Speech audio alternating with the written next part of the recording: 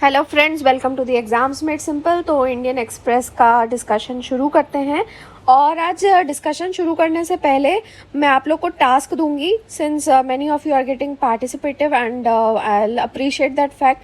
कुछ लोग एकदम रेगुलर भी हैं, I can see from the comments. बाकी लोग को मैं बोलूँगी कि आप लोग भी इसको फॉलो करिए और ट्राई टू स्टे कंसिस्टेंट, ताकि you can learn from it. Okay, रोज़ एक जैसे आर्टिकल्स नहीं आते हैं, सो कई बार बहुत इंटरेस्टिंग आते हैं, कई बार थोड़े कम आते हैं। तो मेनली हमारा काम है सीखना, जितना सीख सकें। ओके, तो आप लोग का टास्क ये है कि actually there was a article today, this article on the Ashoka emblem, जो कि अभी बनाया गया है, taken from the Sarnath capital, और पार्लियामेंट बिल्डिंग पे अभी बनाया गया है। But the article was very lopsided, बहुत ही एक तरफा था, और इसमें मतलब अच्छे से चीज़ें नहीं बताई गई थी। However, since the topic is important, I would have wished कि ये आर्टिकल अच्छे से लिखा गया होता, पर नहीं लिखा गया है। तो आपका टास्क है कि you have to write an answer on this, कि अशोकन एम्बलम क्या सिग्निफाई करता है, and what things are depicted in it from the various expressions and every feature, और उसके डिपिक्शंस के बारे में। और आप चाहें तो यहाँ से पॉइंट्स ले सकते हैं, ठीक है। हाँ, so what I will do is कि आई होप आप लोग टेलीग्राम ग्रुप में सब लोग जुड़े हुए हैं। तो जो नहीं है वो मैं लिंक भी दे दूँगी कमेंट सेक्शन में, तो आप ज्वाइन कर लीजिएगा। And I will post this photo, ये जो आर्टिकल है ये मैं वहाँ पोस्ट कर दूँगी, तो आप इससे आंसर बना के कमेंट सेक्शन में डाल सकते हैं, ठीक है। अभी आगे बढ़ते हैं। और आज आर्टिकल्स अच्छे नहीं आए थे, आई विश मतलब कुछ अच्छा आया होता। कि जैसे यहाँ पे विवेक देबरॉय का आर्टिकल था, so this was based on tantra on the age. तो ये तंत्रा में विवेक देबरॉय का, अगर आप इतिहासा का भी एपिसोड देखो सनसेट टीवी पे, तो वो तंत्रा के ऊपर काफ़ी ज़्यादा मतलब खोज करते रहते हैं। But all he has done is यहाँ पे बाकी चीज़ों के रेफरेंस दिए, so the article was not good. Okay, main जो आया आज एक्सप्लेन सेक्शन में आया है, तो वही डिस्कस करते हैं। तो एक्चुअली में क्या हुआ है कि अभी स्प्लिट हुआ है और शिवसेना में, तो उसकी वजह से अब पार्टीज जो हैं, दोनों parties led by Eknath Shinde and Uddhav Thackeray, they are claiming, they might claim the same symbol because they are claiming the same name of the party. तो उसके ऊपर है कि इलेक्शन कमीशन के पास क्या पावर है और क्या इसमें एक्शन लिया जा सकता है।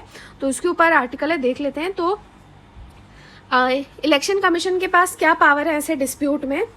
तो सिंबल्स ऑर्डर है 1968 का, उसमें ये चीज़ मेंशन्ड है कि अगर इलेक्शन कमीशन सेटिस्फाइड है, ओके, इलेक्शन का याद रखना, सिंबल्स ऑर्डर कब का, 1968 का। उसमें है कि अगर इलेक्शन कमीशन सेटिस्फाइड है कि राइवल सेक्शंस हैं और हर कोई क्लेम कर रहा है उस पार्टी के ऊपर, तो फिर वो क्या कर सकता है इलेक्शन कमीशन, सारे फैक्ट्स जो भी हैं, सर्कमस्टांसेस जो हैं, और दोनों पार्टीज़ के रिप्रेजेंटेटिव्स की बातें सुन के डिसाइड कर सकते हैं कि किसी एक पर्टिकुलर राइवल सेक्शन को या फिर दोनों में से किसी को नहीं, वो रिकग्नाइज कर सकता है उस पॉलिटिकल पार्टी के लिए जिसके लिए वो क्लेम कर रहे हैं।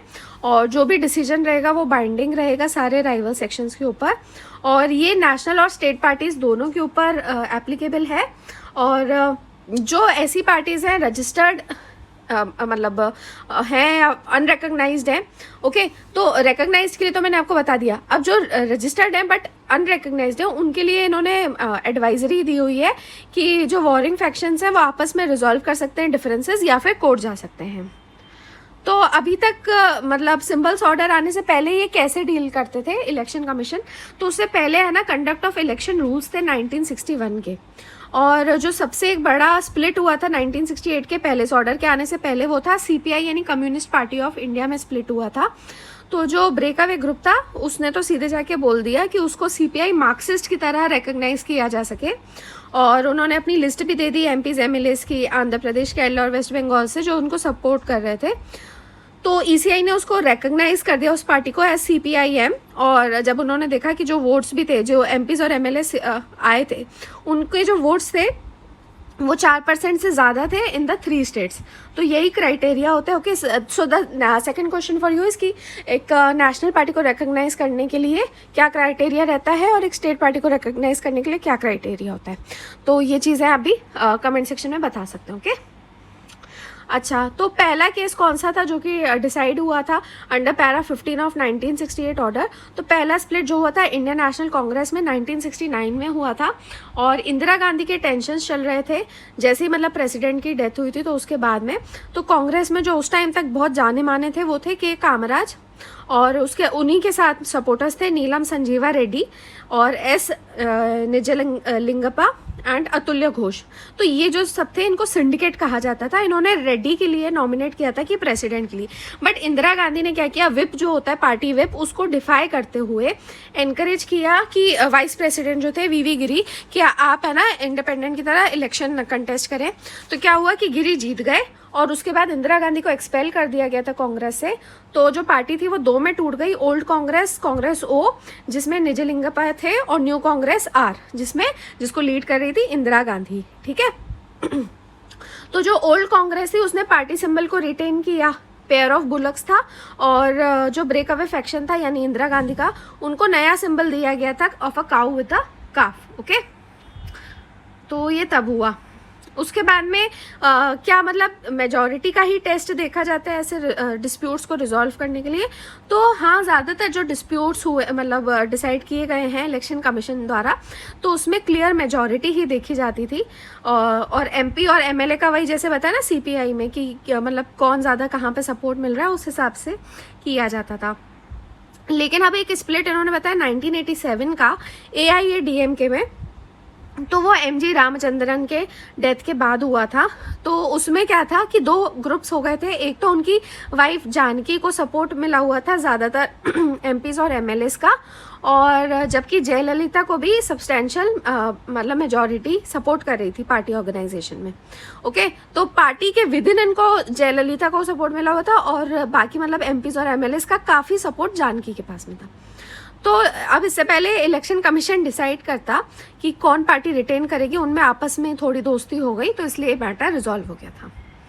तो अब क्या होता है उस पार्टी को जिसको पेरेंट पार्टी का सिंबल नहीं मिलता है? तो जो जैसे पहला कांग्रेस स्प्लिट हुआ था, तो उस टाइम पे तो इसने इलेक्शन कमीशन ने रिकॉग्नाइज कर दिया था दोनों कांग्रेस ओ को और ब्रेक अवे फैक्शन को भी, जिसके प्रेसिडेंट जगजीवन राम थे। ओके, और ये जो प्रिंसिपल फॉलो किया गया था 1997 तक किया गया था। लेकिन उसके बाद में क्या किया ना कि उसके बाद में थोड़ी चीज़ें कैसे बदली कि जैसे INC और जनता दल में काफ़ी ज़्यादा स्प्लिट्स होने लगे थे, तो कई सारी नई पार्टीज़ यहाँ पे RJD, BJD, ये सब काफ़ी सारी, तृणमूल कांग्रेस, ये सारी पार्टीज़ बनने लगी थी।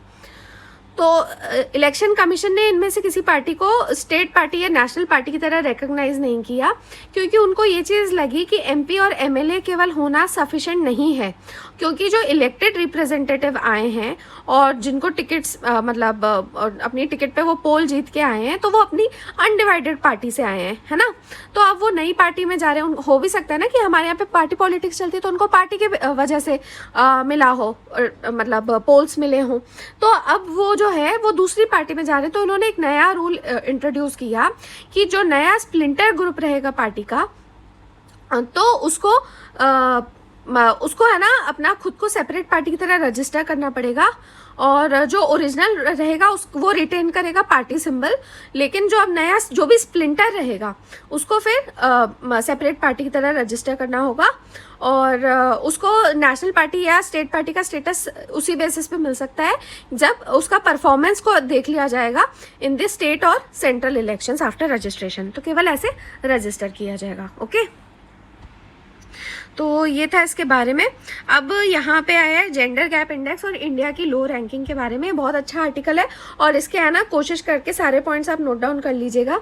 तो जेंडर गैप इंडेक्स आया है 2022 का। पहली बात तो याद रखना किसने रिलीज़ किया है, वर्ल्ड इकोनॉमिक फोरम में, और इसमें इंडिया की रैंक है 135 आउट ऑफ 146 कंट्रीज़, और 2021 में 140 थी आउट ऑफ 156 कंट्रीज़। ठीक है, तो ग्लोबल जेंडर गैप इंडेक्स क्या होता है, ये जो भी करंट सिचुएशन है जेंडर गैप की और उसका क्या इवोल्यूशन है जेंडर पैरिटी का, उसको ये एग्जामिन करता है। और इसके 4 की डायमेंशंस हैं, क्या क्या हैं।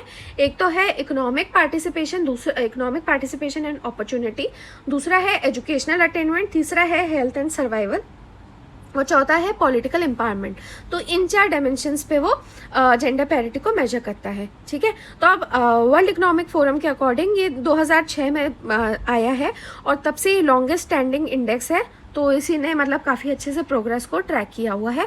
अब इसमें कैसे स्कोरिंग होती है, 0 से लेकर 1 तक होती है। 0 का मतलब कि बिल्कुल इम्पेरिटी है, यानी बहुत ज़्यादा inequality, 100% inequality between boys and girls, और 1 मतलब 100% यानी कि फुल जेंडर पैरिटी है। ओके, तो इंडिया का परफॉर्मेंस देखें तो इंडिया का जो स्कोर है वो 2021 में 0.625 था, जो कि इस साल बढ़ के 0.629 हुआ है, ठीक है।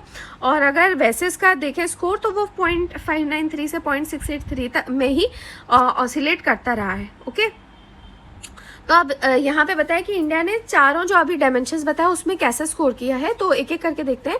सबसे पहला है पॉलिटिकल एम्पावरमेंट। इसमें इंडिया ने सबसे अच्छा परफॉर्म किया है। इसमें क्या मैट्रिक्स देखे जाते हैं कि विमेन का परसेंटेज कितना है पार्लियामेंट में, उसके बाद में मिनिस्ट्रियल पोजिशंस में विमेन कितनी है, ठीक है। तो ये भी आप है ना जो सब क्राइटेरियाज है ये याद रखना। पॉलिटिकल एम्पावरमेंट के लिए क्या ज़रूरी है कि पार्लियामेंट में कितनी विमेन है और मिनिस्ट्रियल पोजिशंस में कितनी है। तो इंडिया इसमें मतलब 48 आउट ऑफ 146। हालांकि स्कोर हमारा इसमें काफ़ी लो है, 0.267 है, but still it is better than the average. Okay, उसके बाद में जो सेकंड इसका डायमेंशन है वो है इकोनॉमिक पार्टिसिपेशन एंड अपॉर्चुनिटी। इसमें क्या देखा जाता है, परसेंटेज ऑफ विमेन जो कि लेबर फोर्स का पार्ट है, और वेज इक्वालिटी देखी जाती है, सेम वर्क के लिए कितने वेजेस दिए जा रहे हैं मेन एंड वेमेन को, एंड अर्नड इनकम। ओके, तो इसमें हमारी रैंक 143 थी आउट ऑफ 146। तो आप सोच सकते हो कि मतलब लास्ट में है लगभग हम, और इसमें हमारे पीछे केवल ईरान, पाकिस्तान और अफगानिस्तान है, ठीक है। तो बहुत ही बुरा परफॉर्मेंस है हमारा इकोनॉमिक पार्टिसिपेशन में। बोलते हैं कि यहाँ पे लेबर फोर्स पार्टिसिपेशन रेशियो जो है विमेन का वो बहुत ज़्यादा कम है। ओके, एजुकेशनल अटेनमेंट में यदि देखें तो इसमें क्या देखा जाता है, जैसे लिटरेसी रेट हो गया और इनरोलमेंट रेट प्राइमरी, सेकेंडरी और टर्शरी एजुकेशन में, इसमें हमारी रैंक 107 है। और सबसे जो बुरा हाल है वो हमारा है हेल्थ और सर्वाइवल में। इसमें 2 मैट्रिक्स देखे जाते हैं, एक तो सेक्स रेशियो एट बर्थ देखा जाता है और हेल्दी लाइफ एक्सपेक्टेंसी देखी जाती है। लाइफ एक्सपेक्टेंसी का मतलब क्या होता है कि कोई इंसान कितना जिएगा, ठीक है। तो मेल्स का अलग और फीमेल्स का अलग करके डिटरमाइन किया जाता है। तो इसमें भी जो है इंडिया एकदम लास्ट रहा है, 146 है इसमें, तो एकदम ही हद कर दी है। और हेल्थ एंड सर्वाइवल में तो वही है कि यहाँ पे फीमेल इन्फेंटिसाइड वगैरह काफ़ी ज़्यादा है, तो इसलिए सेक्स रेशियो एट बर्थ काफ़ी ज़्यादा सही गलत आता है हमारा, है ना। और गलत क्या आता है मतलब सही कहना चाहिए बहुत लो आता है इस वजह से। और ये हमारा स्कोर जो है 2021 से ये चेंज भी नहीं हुआ है हेल्थ एंड सर्वाइवल के केस में, क्योंकि लास्ट ईयर भी हम 156 में से 155 रैंक पे थे। ओके, अब लास्ट जो यहाँ पे आर्टिकल है वो है कि इंडिया की पहली HPV वैक्सीन आई है सर्वाइकल कैंसर के लिए। तो इसके ऊपर है, तो सीरम इंस्टीट्यूट ऑफ इंडिया की ये वैक्सीन है Cervavac. Okay, please remember the name Cervavac. इसको अभी DGCI का drugs controller general of India का अप्रूवल मिला है और बहुत जल्दी ये मार्केट में आ जाएगी, शायद एंड ऑफ द ईयर में। तो ये इंडिया की पहली क्वाड्रीवैलेंट ह्यूमन पेपिलोमा वायरस वैक्सीन है और ये विमेन को बचाने के लिए है अगेंस्ट सर्वाइकल कैंसर। तो सर्वाइकल कैंसर के बारे में पहले जान लेते हैं। तो ये डिजीज़ जो है ये प्रिवेंटेबल है, लेकिन फिर भी इंडिया में अगर देखा जाए तो हर 8 मिनट के बाद एक लेडी की मौत इसकी सर्वाइकल कैंसर की वजह से होती है। ओके, सो ये मतलब जो डिजीज़ है इतनी ज़्यादा डेंजरस है। ओके, और इसको प्रिवेंट किया जा सकता है अगर इसका अर्ली डिटेक्शन हो जाए और इसको फिर इफेक्टिवली मैनेज किया जाए। और सर्वाइकल कैंसर होता क्या, ये कॉमन सेक्सुअली ट्रांसमिटेड इन्फेक्शन है और इसमें जो इन्फेक्शन होता है उसका मेन रीज़न वैसे HPV ही रहता है, ये वायरस ही रहता है। और वर्ल्ड वाइड यदि देखा जाए तो सर्वाइकल कैंसर सेकंड सबसे कॉमन कैंसर टाइप है। ओके, सर्वाइकल कैंसर वर्ल्ड में पूरा सबसे कॉमन मतलब सेकंड मोस्ट कॉमन कैंसर है। और जो रिप्रोडक्टिव एज की विमेन होती हैं यानी 15 से 44 की एज की विमेन होती हैं, तो उनमें सेकंड सबसे most common cause cancer death का भी सर्वाइकल कैंसर ही है। और इंडिया में अगर बात की जाए इसकी तो 1/5 ऑफ द ग्लोबल बर्डन जो है वो इंडिया पे है इस डिजीज़ का, और हर साल करीब 67 डेथ्स जो है 67,000 डेथ्स जो है वो सर्वाइकल कैंसर की वजह से होती है, एज पर WHO's IARC यानी international agency for research on cancer. ठीक है, तो ये डेटा प्लीज़ अच्छे से नोट डाउन कर लेना।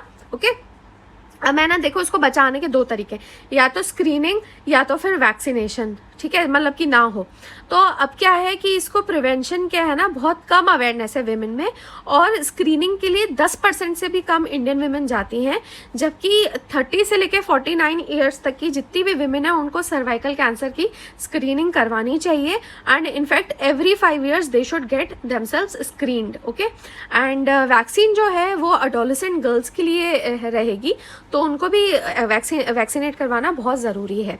क्या पहले कोई वैक्सीन इसकी रही है? हाँ रही है, ग्लोबली 2 वैक्सीन्स रही हैं जो कि इंडिया में अवेलेबल है।